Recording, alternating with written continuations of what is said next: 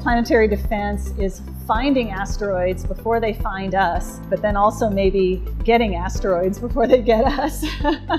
My name is Kelly Fast, and I'm a planetary defender. In the Planetary Defense Coordination Office, I manage the Near-Earth Object Observations Program. I handle the program that addresses finding the asteroids, and this handles getting the asteroids.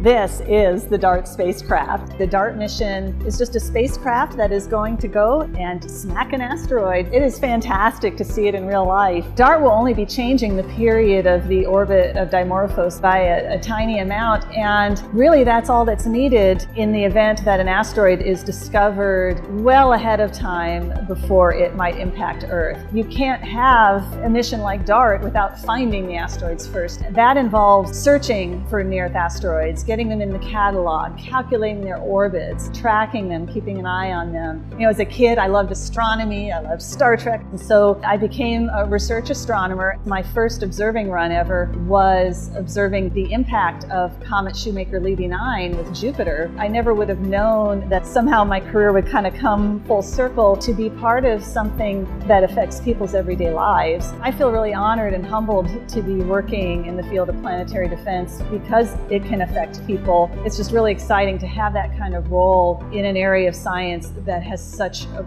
broader impact, you know, figuratively and literally.